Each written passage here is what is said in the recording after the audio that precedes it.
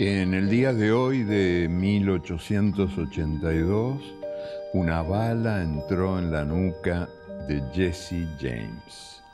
La disparó su mejor amigo para cobrar la recompensa. Antes de convertirse en el bandolero más famoso de todos, Jesse James había combatido contra el presidente Lincoln en las filas esclavistas. Cuando los suyos, los del sur, perdieron la guerra, Jesse no tuvo más remedio que cambiar de trabajo y así nació la famosa banda de Jesse James.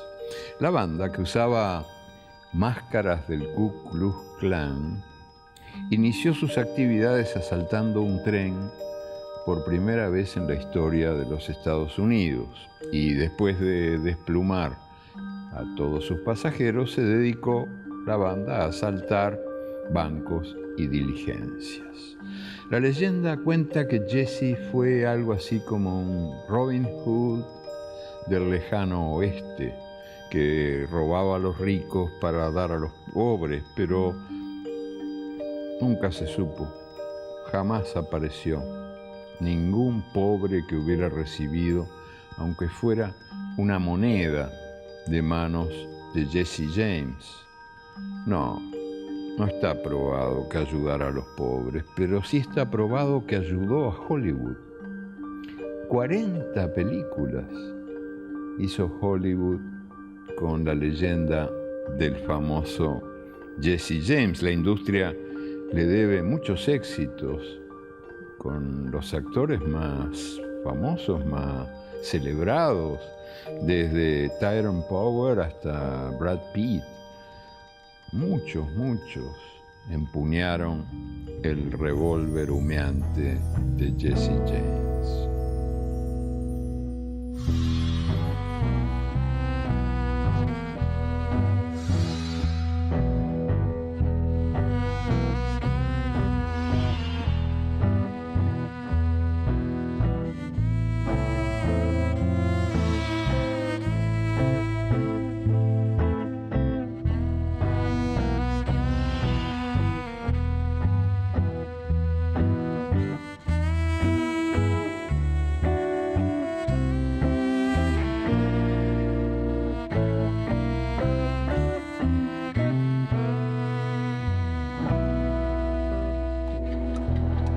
Buena salud, mala salud, todo depende del punto de vista.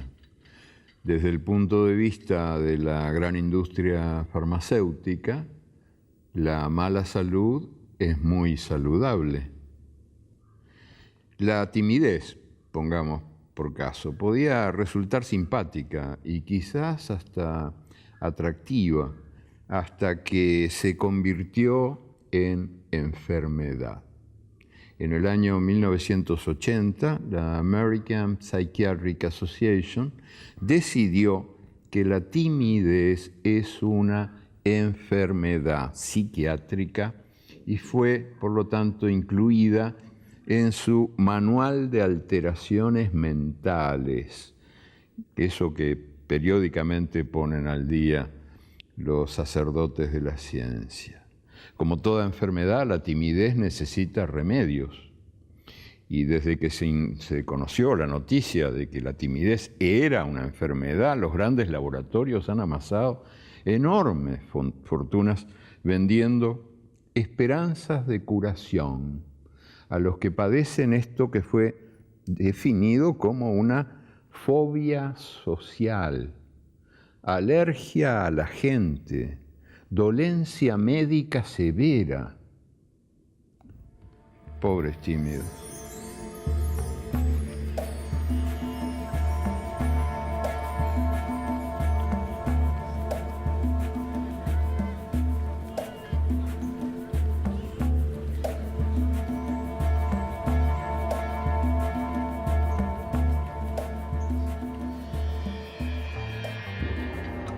En el día de hoy del año 2002, un golpe de Estado convirtió al presidente de los empresarios en presidente de Venezuela. Poco le duró la gloria, porque un par de días después los venezolanos, volcados a las calles, restituyeron al presidente elegido por sus votos. Los grandes medios de comunicación en Venezuela, las grandes televisoras, las grandes radios, los de mayor difusión, habían celebrado el golpe de Estado, una victoria de la democracia, pero no se enteraron de que la pueblada había devuelto a Hugo Chávez a su legítimo lugar. O sea, por tratarse de una noticia desagradable, los medios de comunicación no la comunicaron.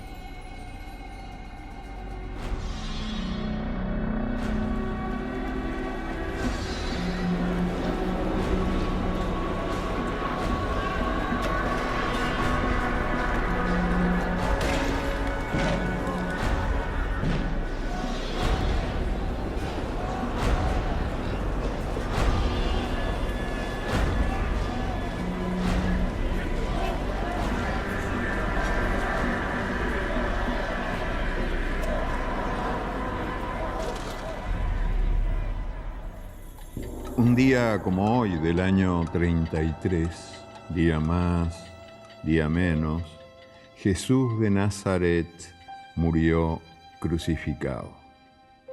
Sus jueces lo condenaron por incitación a la idolatría, blasfemia y superstición abominable. Unos siglos después, los indios de las Américas y los herejes de Europa fueron a su vez condenados por esos mismos crímenes, exactamente los mismos, y en nombre de Jesús de Nazaret se les aplicó castigo de azote, horca o fuego.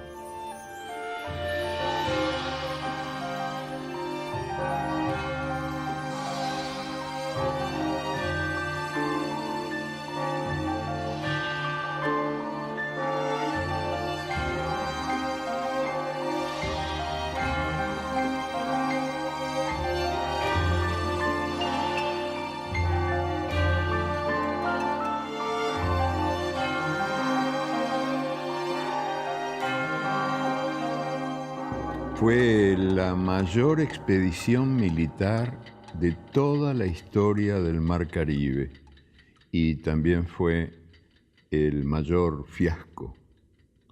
Los dueños de Cuba, despojados, desalojados, proclamaron desde Miami que iban a morir peleando por la devolución contra la revolución. El gobierno norteamericano les creyó y sus servicios de inteligencia demostraron una vez más que no merecen ese nombre.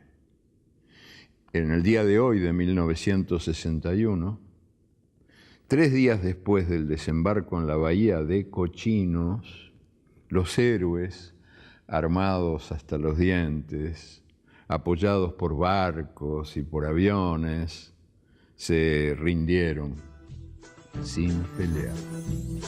Esta mañana me he levantado, oh bella ciao, ciao, ciao, ciao. Esta mañana me he levantado y he descubierto al invasor, oh partigiano. Me voy contigo, oh bella ciao, ciao, ciao, partigiano, me voy contigo porque me siento aquí morir.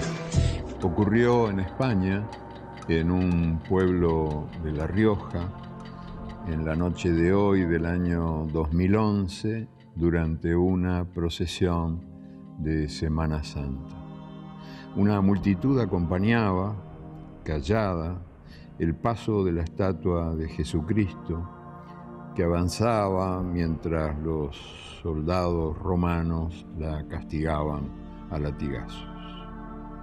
Y de pronto una voz rompió el silencio. Montado en los hombros de su padre, Marcos Rabasco gritó al azotado: ¡Defiéndete! ¡Defiéndete! Marcos, el indignado, tenía 2 años, 4 meses y 21 días de edad.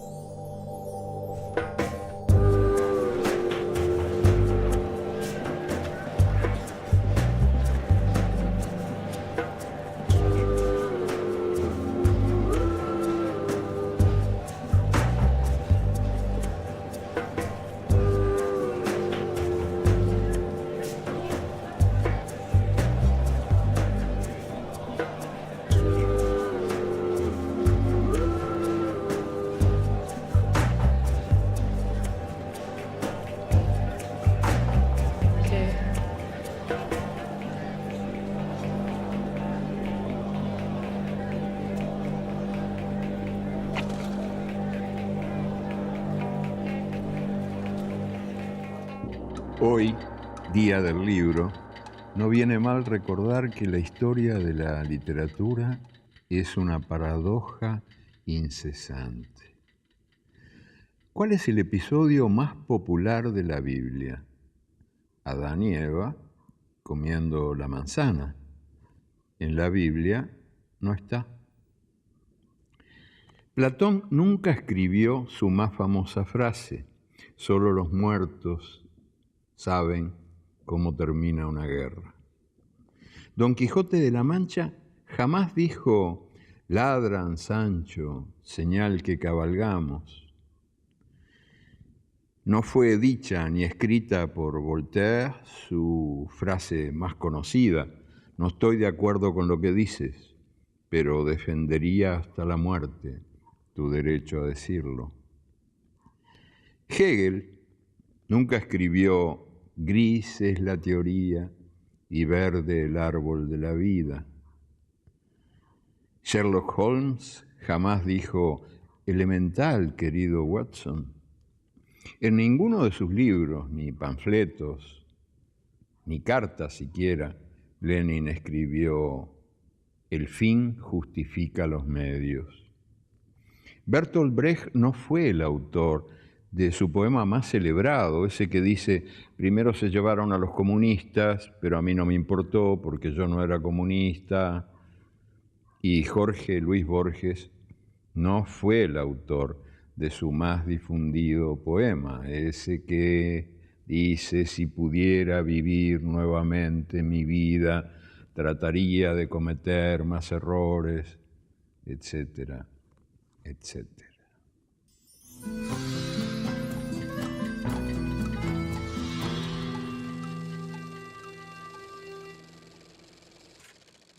En el día de hoy del año 2004, el gobierno de Guatemala quebrantó una larga tradición de impunidad del poder y oficialmente reconoció que la antropóloga más famosa del país, Myrna Mack, había sido asesinada por orden de la presidencia. Myrna había cometido una búsqueda prohibida.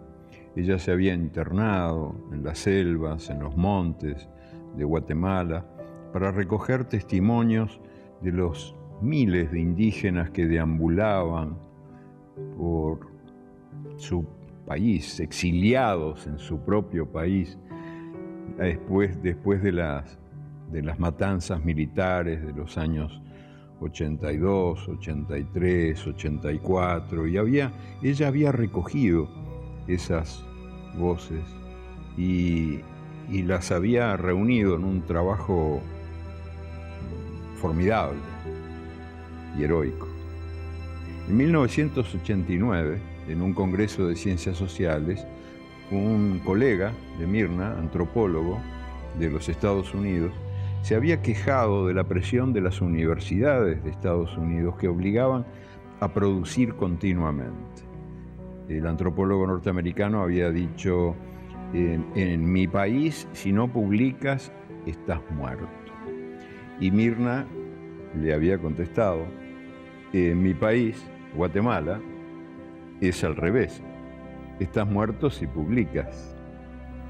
Y ella regresó a Guatemala y publicó y la mataron a puñaladas.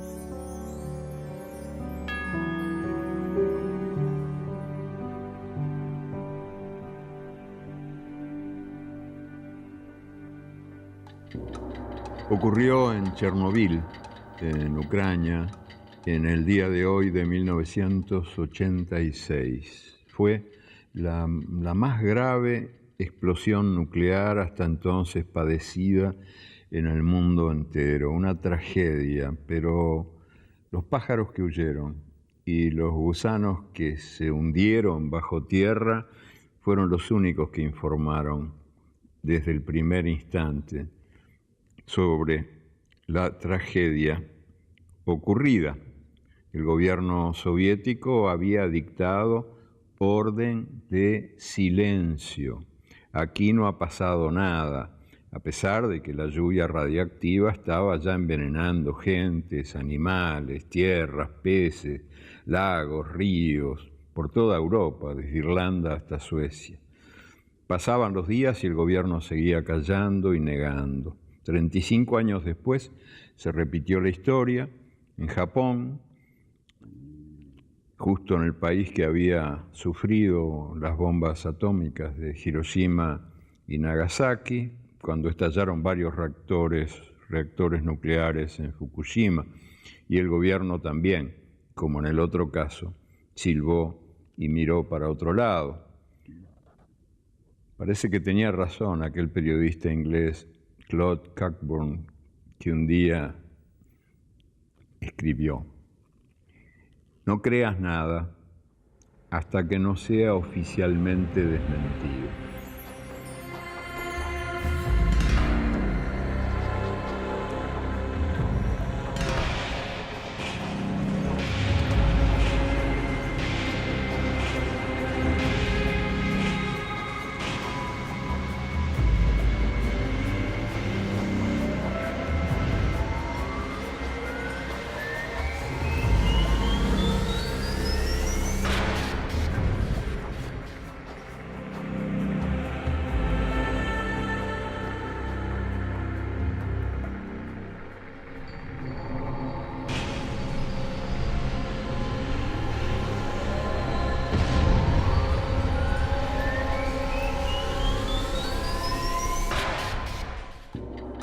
La inseguridad pública es el tema preferido de los políticos que desatan la histeria colectiva para ganar elecciones. Pero hoy, Día de la Seguridad en el Trabajo, vale la pena recordar que la violencia callejera no es la única fuente de inseguridad en el mundo que habitamos. Al fin y al cabo, también resulta peligroso trabajar, porque cada 15 segundos muere un obrero asesinado por eso que se llama accidente de trabajo. También resulta peligroso cruzar la calle, porque cada 25 segundos muere un peatón asesinado por eso que llaman accidente de tránsito. Y resulta peligroso comer, porque quien está a salvo del hambre puede sucumbir envenenado por la comida química. Y resulta peligroso respirar, porque en las ciudades el aire puro es, como el silencio, un artículo de lujo. Y también resulta peligroso nacer, porque cada 3 segundos muere un niño que no ha llegado vivo a los 5 años de edad.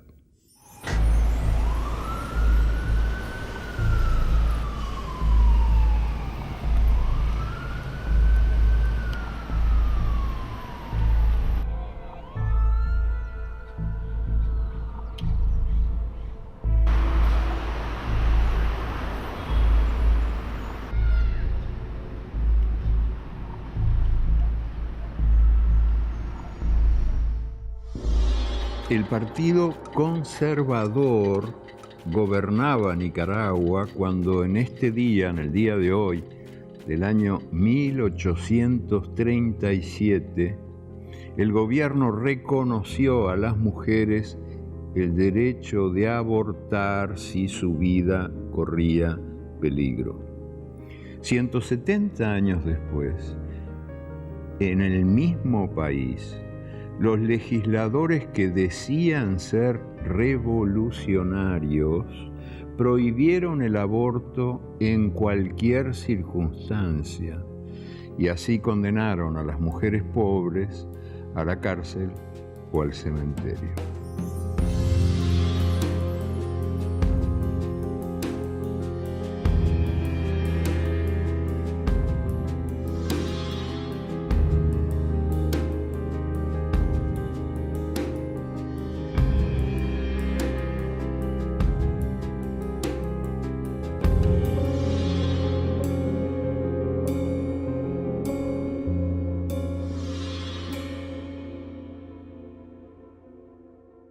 En esta tarde del año 1977 se reunieron por primera vez 14 madres de hijos desaparecidos.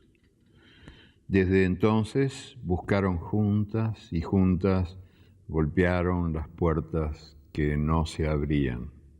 Todas por todas decían, y decían, todos son nuestros hijos.